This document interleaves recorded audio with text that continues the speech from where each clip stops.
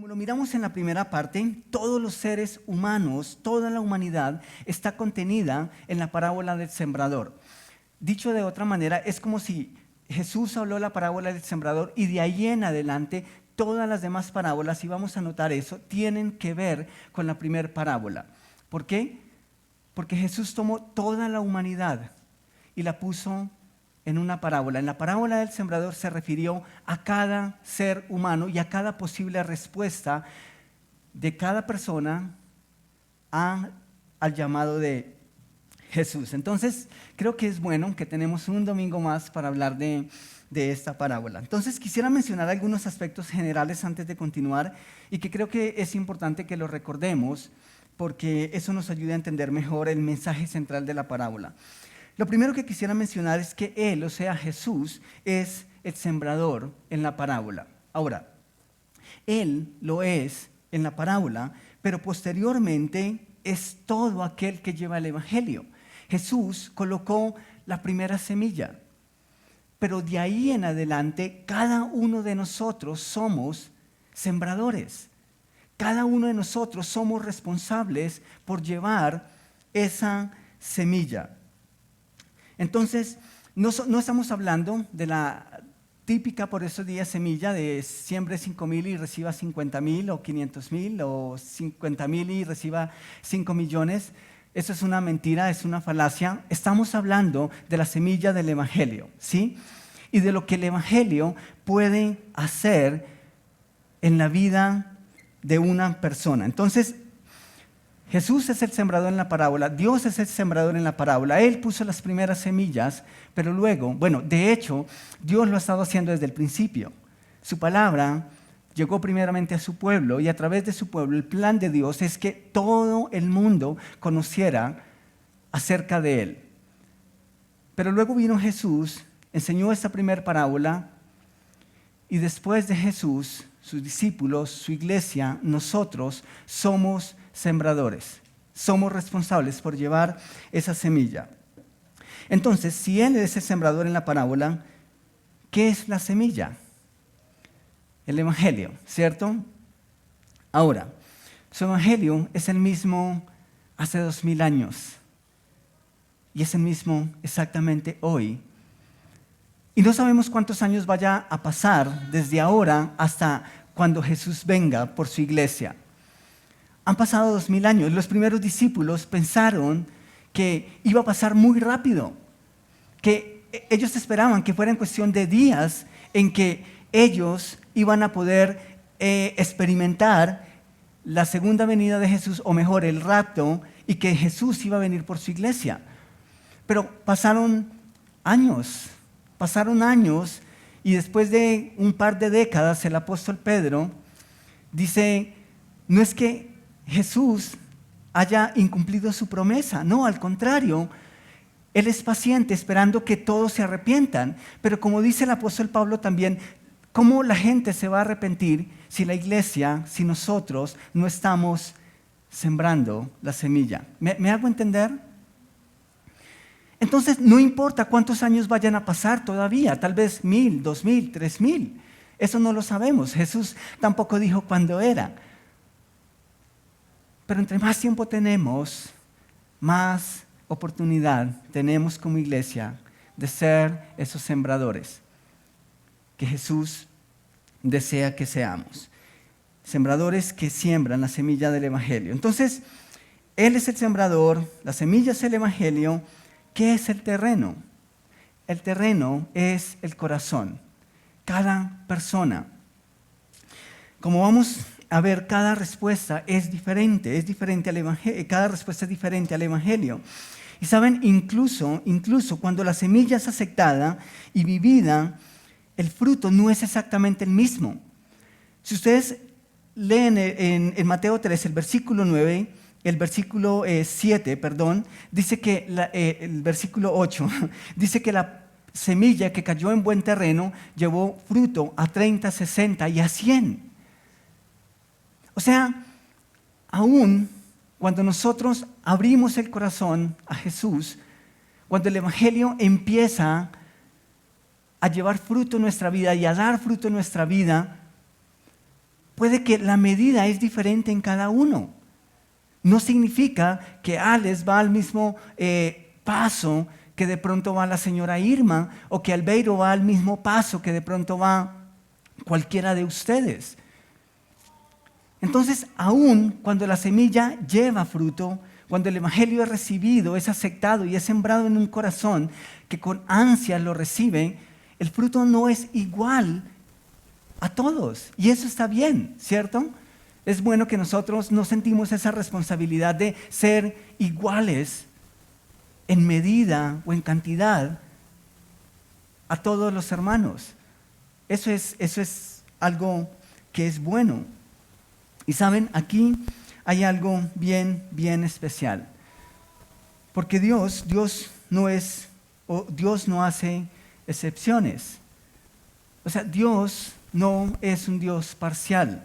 O como dirían los jóvenes, no es un Dios parchudo. ¿Sí? Con esto sí, pero a los de allá no.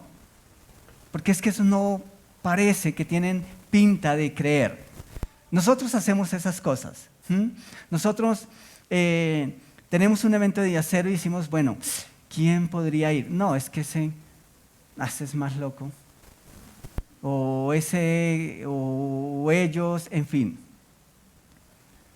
Pero vamos a notar que la parábola del sembrador nos muestra a un Dios abundante, a un Dios que no escatimó la semilla, aun cuando sabía que en algunos corazones, que en algunos terrenos no iban a ser, que no iba a germinar y que por ende no iba a llevar fruto. Entonces entendamos este principio porque me parece que es bien interesante. Dios es imparcial. En la parábola, el sembrador no escatimó llevar la semilla aún donde él sabía que no tendría fruto. Y esto no es una pérdida de tiempo por parte del sembrador. Cualquiera pudiera decir, pero si el sembrador es Dios, si el sembrador es Jesús, y Jesús todo lo sabe, ¿cómo es que no entendió que esa semilla que cayó junto al camino simplemente se iba a perder? Al igual que la que cayó en pedregales y al igual que la que cayó en espinos. Eso tiene sentido para nosotros, ¿cierto? O sea, un labrador, ¿qué haría? Primero limpia el terreno, primero saca las piedras y si es inteligente no va a colocar una semilla en donde sabe que no va a germinar. Esa es la ecuación que nosotros hacemos. Pero el mensaje en la parábola es que Dios no hace acepción de personas. Dios nos ha dado a todos de su amor. No hay una sola persona en el mundo que diga, Dios no me ha tratado con amor. No hay una sola persona, una sola criatura en el mundo, en el universo, que diga, Dios no existe para mí.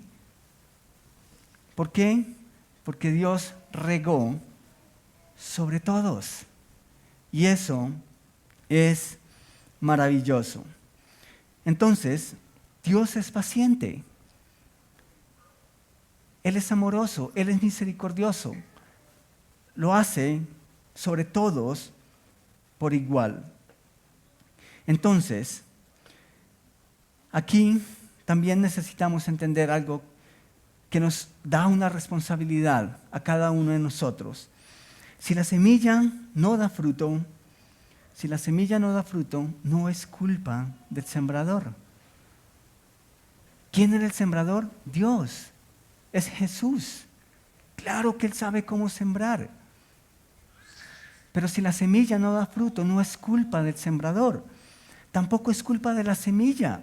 El evangelio es el mismo. El mismo evangelio que predicó Jesús, que predicaron los discípulos, es el mismo que nosotros debemos predicar hoy y a la vuelta de 1000 años, si así Dios lo permite.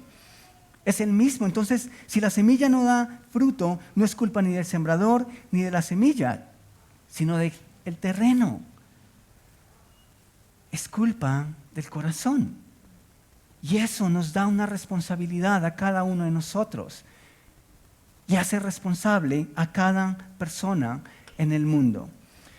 No es casualidad que leamos las diferentes personalidades o respuestas al Evangelio en ese orden.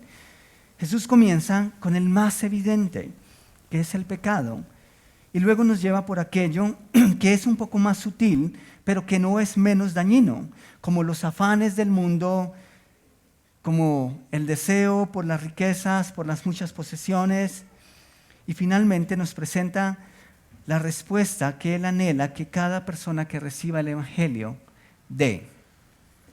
Entonces, habiendo dicho eso, comencemos por el principio. Si ustedes tienen sus Biblias ahí, pueden ir a Mateo capítulo 13 y vamos a estar mirando algunos textos adicionales. Si no tienen su Biblia, está bien, los textos van a salir aquí al frente.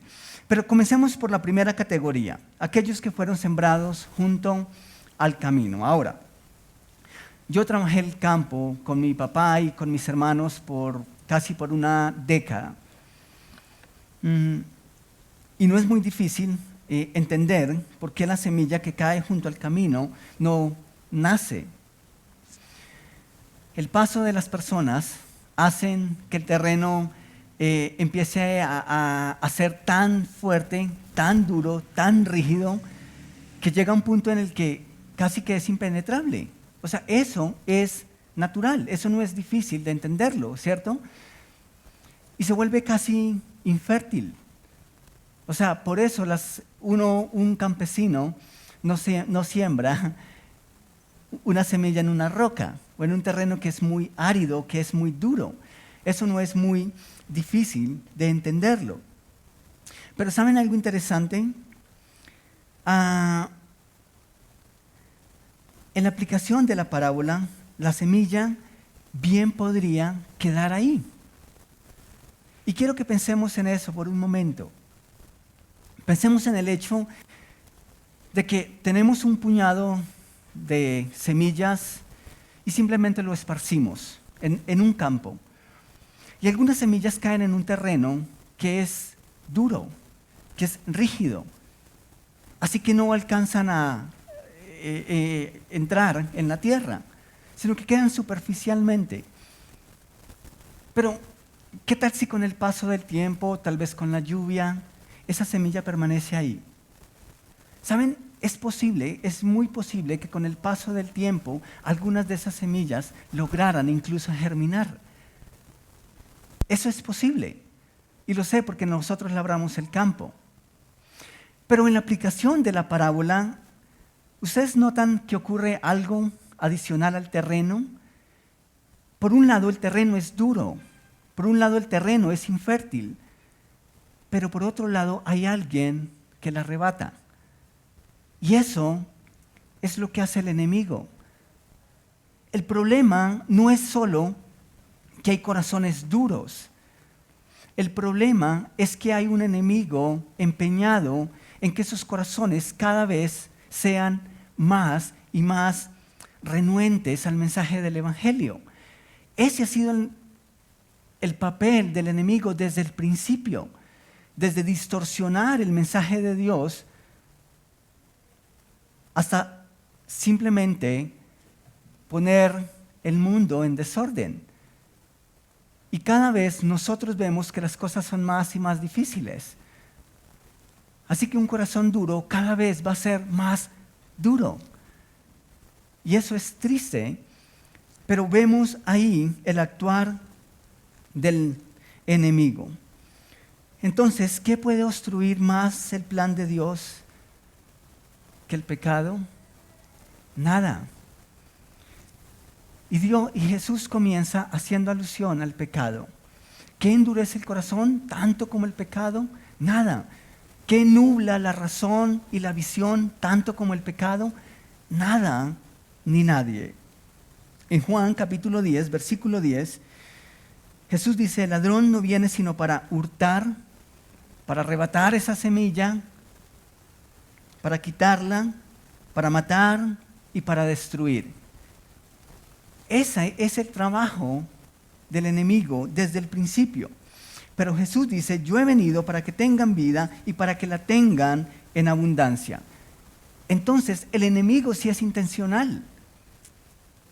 El enemigo está luchando para que cada vez, de una u otra forma, el mensaje de Dios sea obstruido.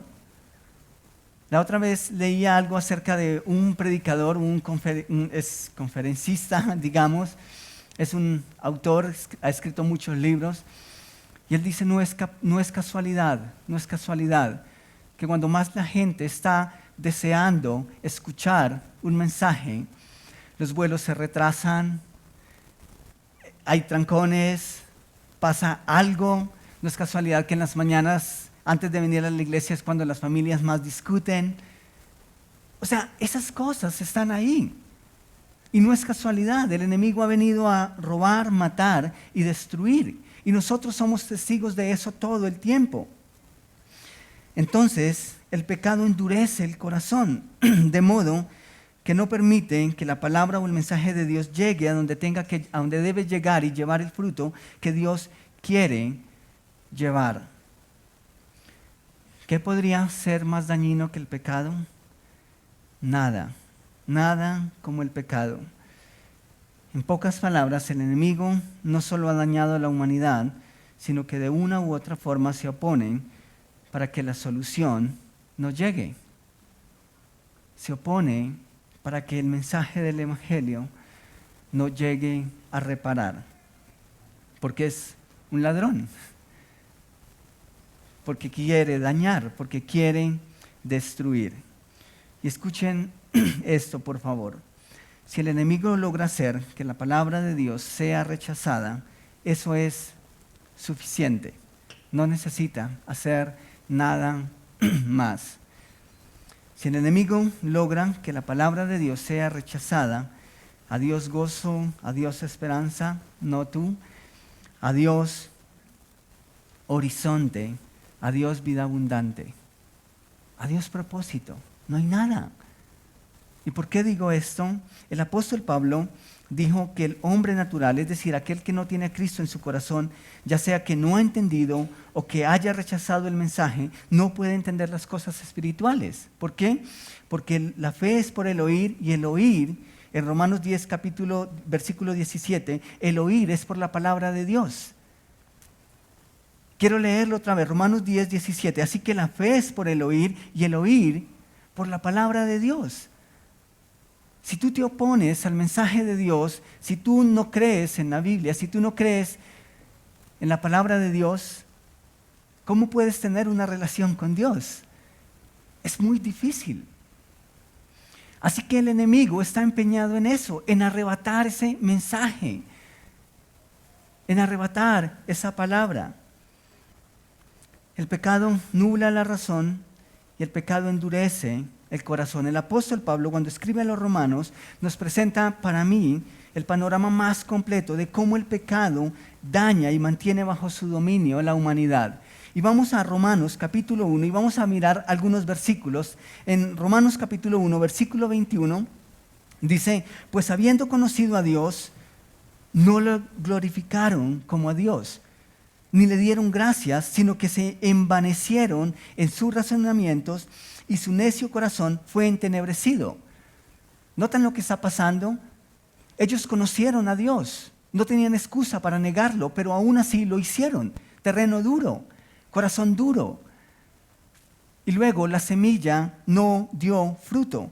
El versículo 28 de Romanos 1. Y como ellos no aprobaron tener en cuenta a Dios, ¿notan? Fue una decisión deliberada.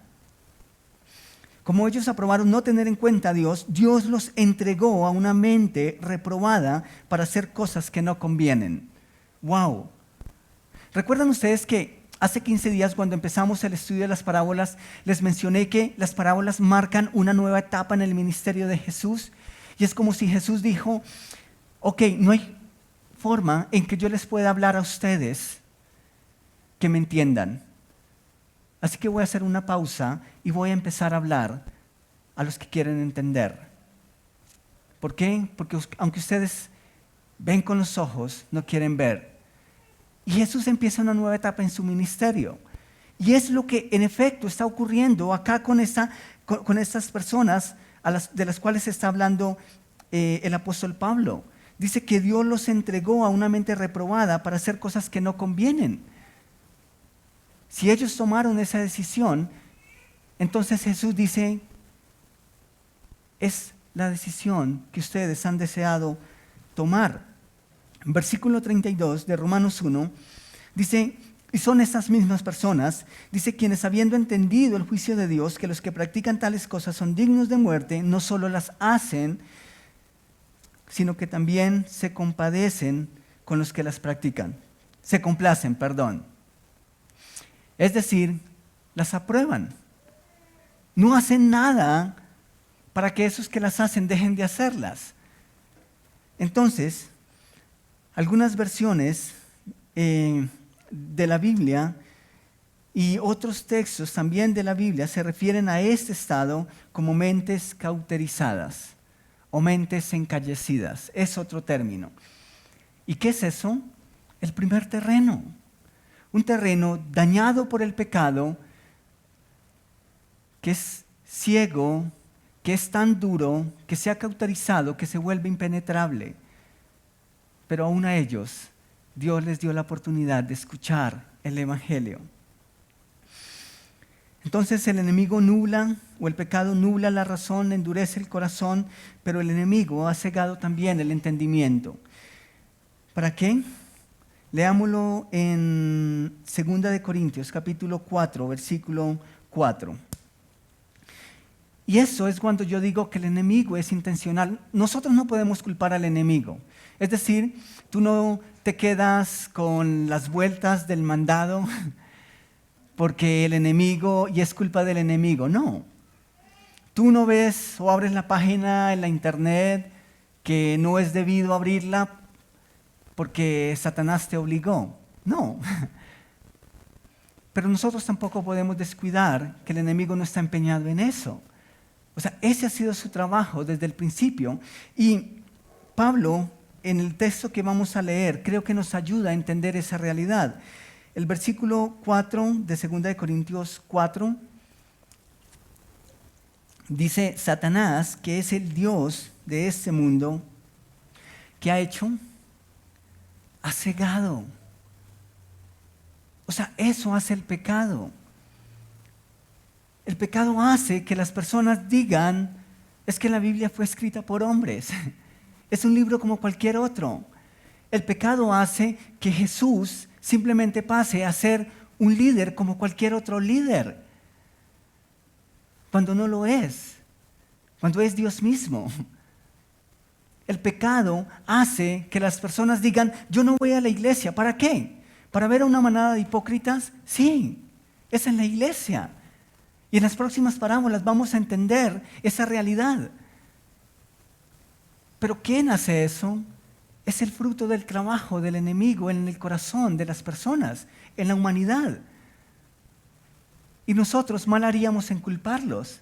Más bien necesitamos entenderlos y nuestra actitud debiera ser más bien la de Jesús, que sembró, aun cuando sabía que iban a rechazarlo, antes de entrar a juzgar. Pero el enemigo hace esas cosas. Y tenemos muchísimas personas que no quieren ni saber de Dios, que no quieren saber nada de la Biblia y menos de la iglesia. Pero desafortunadamente ese ha sido el trabajo del enemigo. Entonces dice, Satanás o el diablo o el enemigo, quien es el Dios de este mundo, ha cegado la mente de los que no creen. Son incapaces de ver la gloriosa luz de la buena noticia. ¿Recuerdan que en la primera charla les dije que nosotros éramos afortunados, que podíamos sentirnos amados? Porque Dios ha permitido que su palabra sea entendida y sea aceptada y abrazada en nuestro corazón. Y eso no es porque nosotros somos mejores que ellos, es por su misericordia y es por su amor por nosotros. No entienden este mensaje acerca de la gloria de Cristo, quien es la imagen exacta de Dios. Entonces, el pecado endurece el corazón, son los del primer terreno, cada vez es más duro, es más rústico y cada vez se alejan más y más del mensaje de Dios. La segunda categoría que nosotros vemos en la parábola son pedregales. Y saben, muchas personas encajan en esta categoría. Son emotivos con el Evangelio, es decir, no son apáticos, escuchan, aceptan, desean hacerlo, no manifiestan ningún tipo de rechazo por la iglesia ni por las cosas de Dios. Al contrario, muestran completa aprobación por las cosas de Dios, compaginan y encajan con la iglesia. Sin embargo, es un sentimiento muy superficial. Es algo chévere. La iglesia es chévere. Hay personas que son chéveres.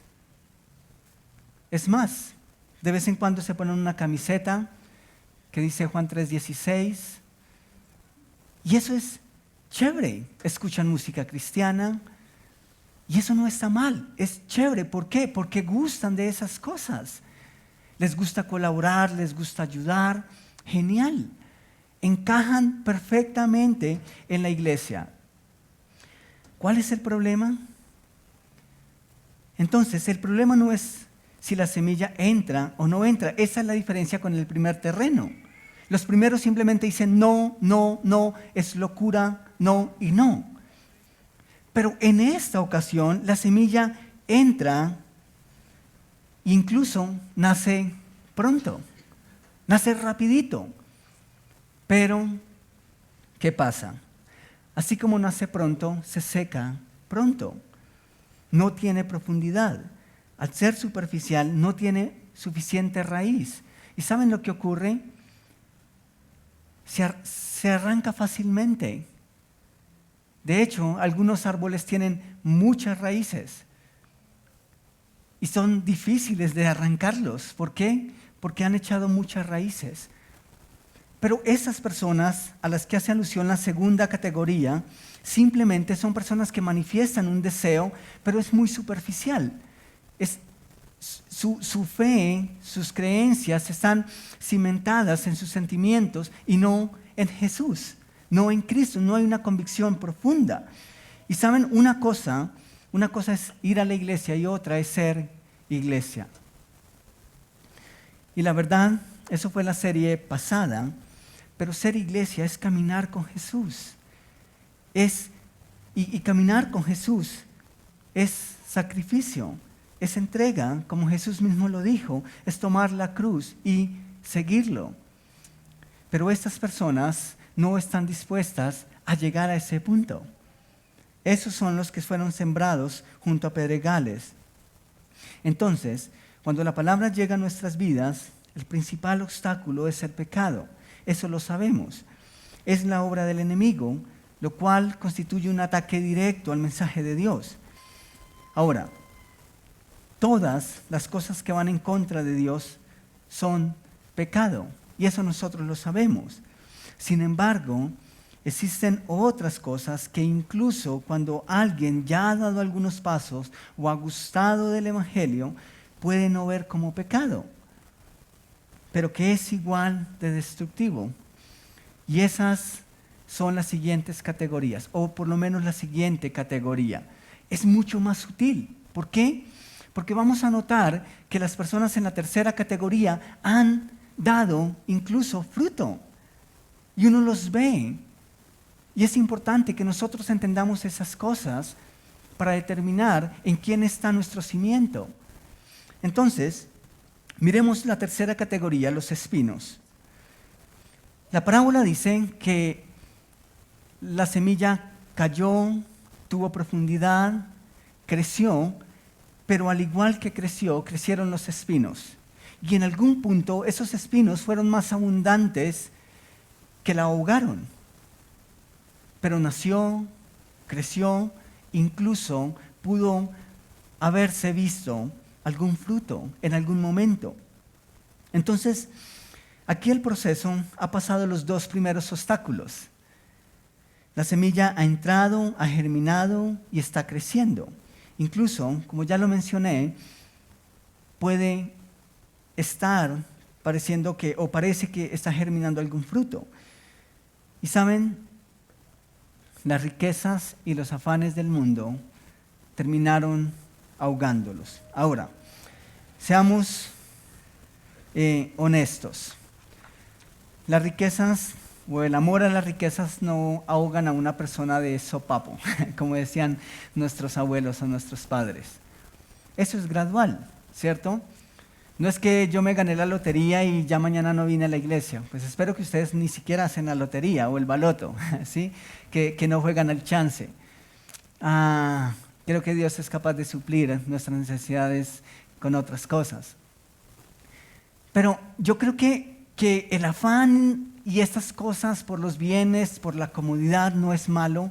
Sin embargo, si nosotros somos honestos, el amor a las riquezas no solamente ha ahogado pastores, sino que ha destruido iglesias. Ha ahogado a líderes que en algún momento fueron visibles y que alcanzaron muchas cosas para la gloria de Dios.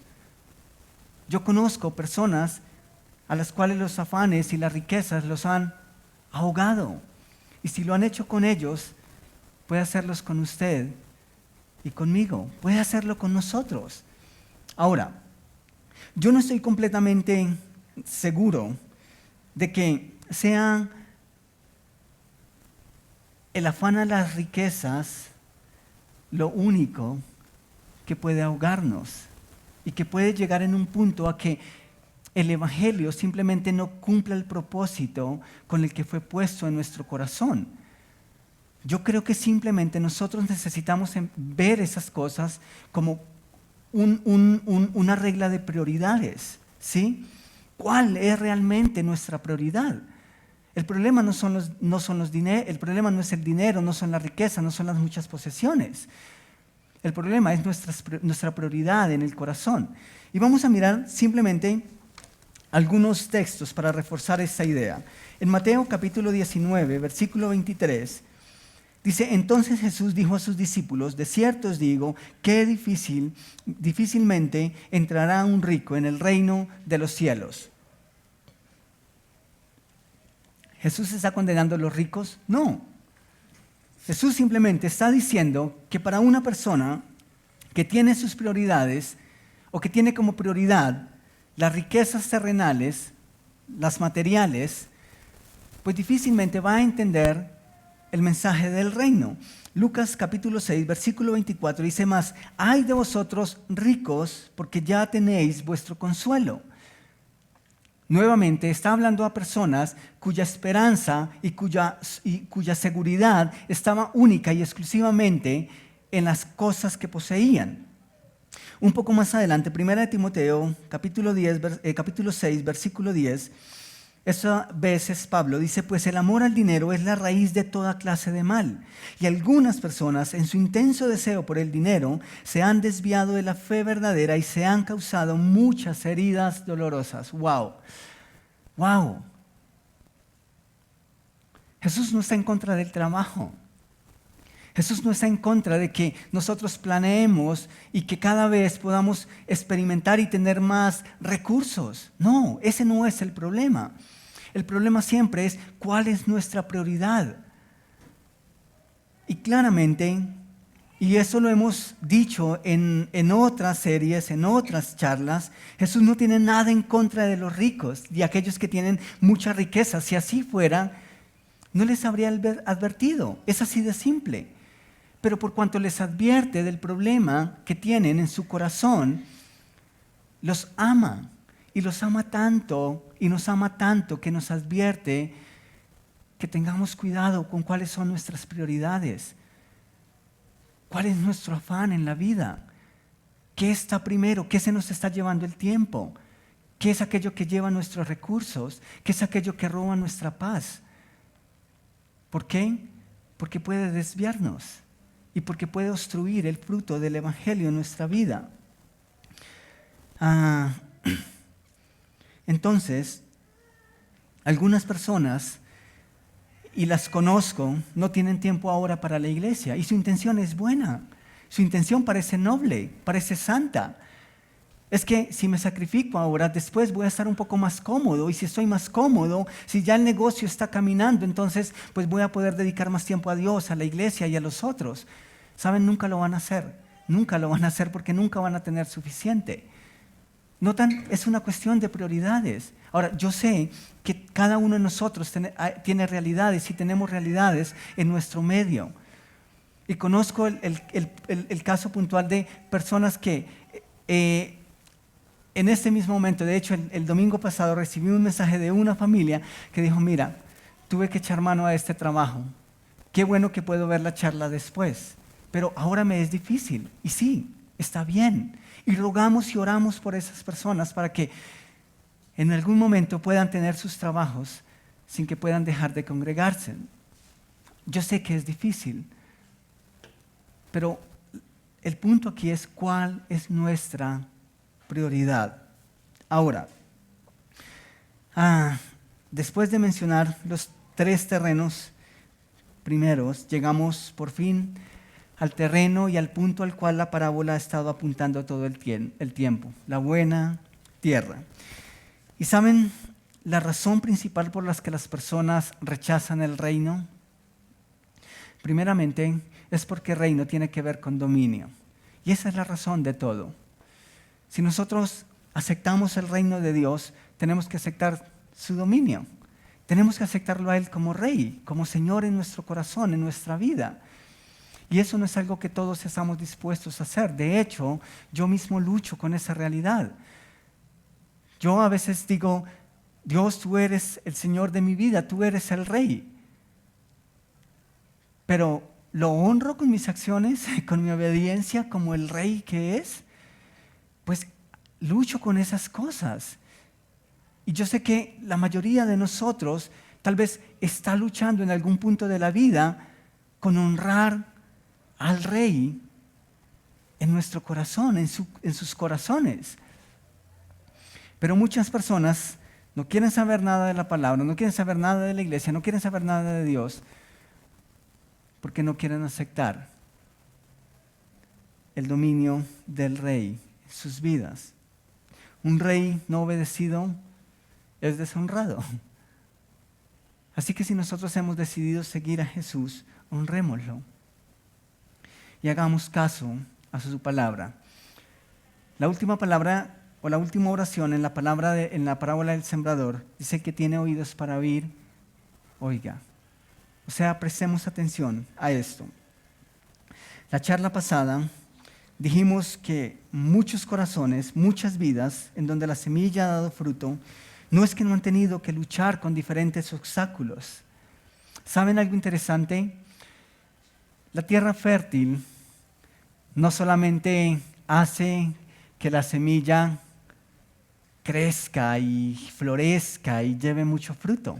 No, el terreno fértil también es invadido por la maleza. Esa es una realidad. O sea, no es que entonces, si yo acepté la palabra de Dios, ¡wow! ¡Qué buen terreno soy! Gracias a Dios. Amén. ¿Sí? No. Vamos a tener que permitir que el labrador limpie cada vez que es necesario. Esa es una realidad. El labrador del campo no solo prepara el terreno y siembra la semilla, sino que está pendiente cuando empieza a salir maleza. Y saben, muchos terrenos que en algún momento fueron áridos, luego fueron preparados para ser cultivados. Y esa es la labor que Dios hace en nuestro corazón. Y es posible que aunque nosotros hemos abrazado y hemos decidido en nuestro corazón seguir a Jesús y esa semilla está dando fruto, es muy posible que en algún momento vamos a encontrar una piedra que nos va a hacer tropezar. En algún momento va a germinar un espino. Pero ¿qué hace el labrador?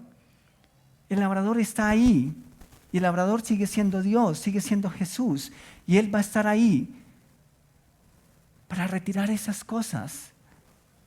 La pregunta es, ¿nosotros vamos a permitirle hacer eso? ¿Saben algo interesante? Cuando uno siembra una semilla, el terreno no dice, no quiero esta vez. La tierra nunca se opone al labrador, nunca lo hace. ¿Lo haremos nosotros? ¿Vamos a estar dispuestos a que Dios siga limpiando ese terreno para que el Evangelio siga llevando fruto, transformando nuestra vida? Iglesia, Seamos de aquellos que se levantan aun cuando saben que pueden volver a caer.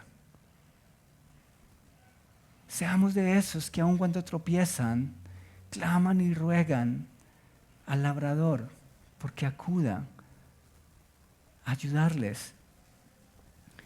Seamos de aquellos que aun cuando el enemigo quiere colocar una que otra piedra en el camino, ruegan al Señor, ruegan a Dios para que les dé la fuerza de levantarse, de pasar el momento, pero ante todo de permanecer, de estar ahí.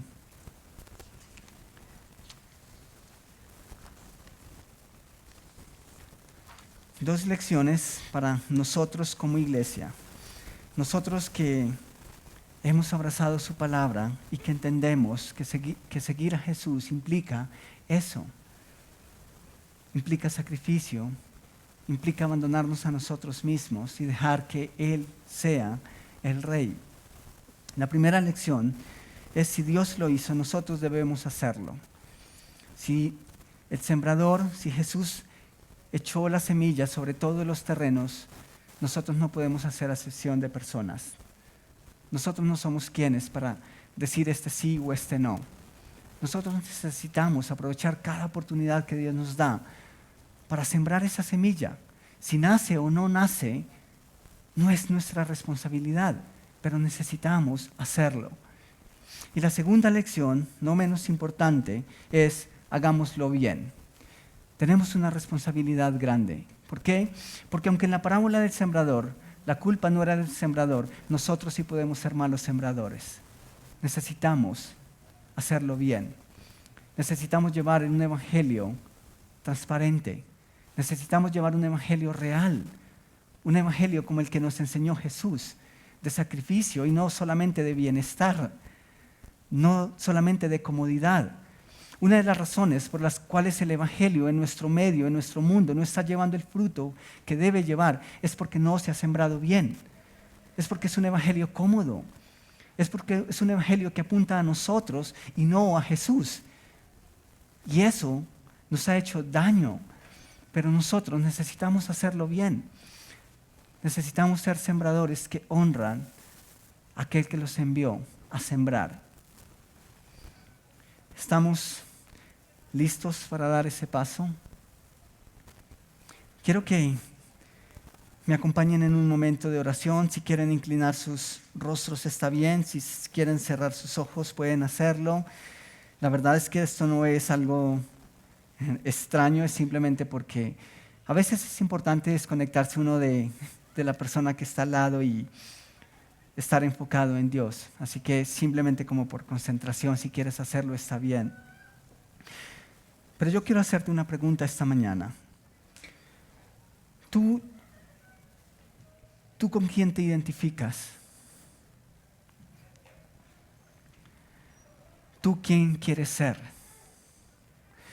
Si la pregunta es con quién te identificas, quizá muchos de nosotros vamos a decir que vamos a estar ahí como entre los espinos.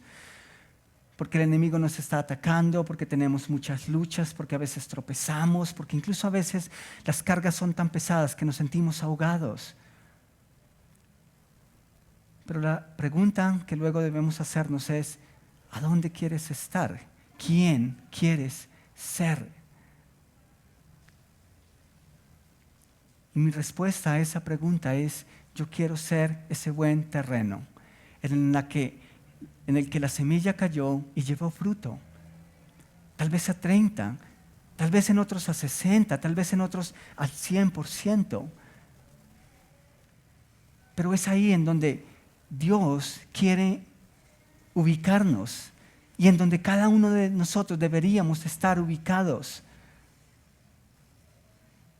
Si tú has aceptado a Cristo como Salvador personal de una manera genuina, de corazón, entendiendo el plan de salvación, yo puedo asegurarte que esa semilla cayó en buen terreno y que vas a tener que permitir que el labrador remueva, que limpie vez tras vez, pero ya estás ahí. Pero si tú no has aceptado a Cristo como Salvador personal, tal vez puedes estar entre las piedras y vas a luchar y te vas a sacrificar y te vas a esforzar, pero no va a ser suficiente. Vas a sentir que estás entre espinos, que luchas, que haces un montón de cosas, que te esfuerzas, pero cada vez vas a estar más y más ahogado. ¿Por qué? Porque el que hace esa obra en nosotros es Él. Así que no importa cuánto nos sacrifiquemos, cuánto lo intentemos, si Cristo no está en nuestro corazón, nunca vamos a poder lograrlo. La buena noticia esta mañana es que no importa cuántos obstáculos haya, no importa cuán duro esté tu corazón, no importa cuántas piedras haya puesto el enemigo, no importa cuántos obstáculos estén creciendo a tu alrededor y que tú los ves cada vez más grandes. La buena noticia es que si Cristo está en tu corazón, Él se va a encargar de quitar poco a poco esas cosas y darte las fuerzas suficientes para sobreponerte a esas cosas. Si tú no tienes a Cristo en tu corazón y quieres dar ese paso esta mañana, yo te invito a que lo hagas, a que levantes tu mano y alguien se te va a acercar.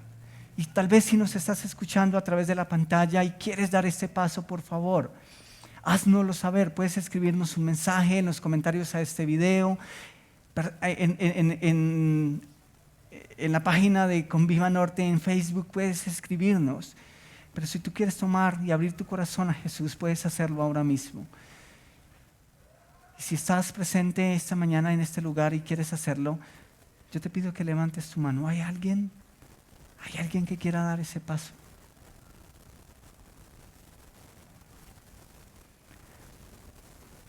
Quizá ya tú tienes claro que Cristo está en tu corazón y tienes claro que el Evangelio ha dado fruto en tu vida porque entiendes el plan de Dios, pero ahora mismo estás sintiéndote ahogado, estás sintiéndote atacado, cargado, estás sintiéndote como que las cargas pesan más que lo que tú puedes llevar. Yo quiero orar por ti y quiero que ores por mí también. ¿Hay alguien que esta mañana con manos levantadas diga, yo quiero que ores por mí? Levante la mano. Gracias. ¿Hay alguien que tal vez en este momento, gracias, siente que el enemigo lo está atacando, que tal vez siente que sus cargas cada vez son más pesadas y quiere que tomemos un momento para orar por eso? Gracias. ¿Alguien más? Padre, yo sé que esa semilla que cayó en buen terreno llevó fruto, pero también sé que para que llevara ese fruto, tú debiste hacer un proceso en ese terreno, debiste limpiarlo, quitar obstáculos, abonarlo. Y lo mismo ocurre con nuestra vida. Tu palabra fue sembrada en nuestro corazón y te alabo por eso. Pero eso no quiere decir que entonces no vamos a tener una que otra hierba que va a afectar el crecimiento, el fruto. Yo te ruego, Señor, que nosotros permitimos que tú hagas esa limpieza todo el tiempo para que esa semilla siga dando ese fruto. Necesitamos valor para hacerlo. Necesitamos humildad para hacerlo. Pero yo te ruego que tu amor, que tu misericordia y que tu plan y que tu deseo sea más grande que nuestro orgullo, que sea más grande que nuestra terquedad y que podamos seguir llevando fruto al 30, al 60 y al 100, porque tú lo haces posible en cada uno de nosotros, Señor, y porque nosotros nos abandonamos a tu voluntad. Gracias, Padre, por tu palabra, por el tiempo que nos has dado esta mañana. Gracias por las personas que nos visitan, gracias por las personas que se conectan. Y Señor, gracias por el fruto y gracias por la cosecha que seguramente vamos a seguir viendo y de la cual tú nos vas a hacer partícipes en tiempo futuro y que ahora mismo, de hecho, estamos viendo. Muchas, muchas gracias, Rey, porque es por tu amor y por tu misericordia. Oramos en tu precioso nombre. Amén y amén.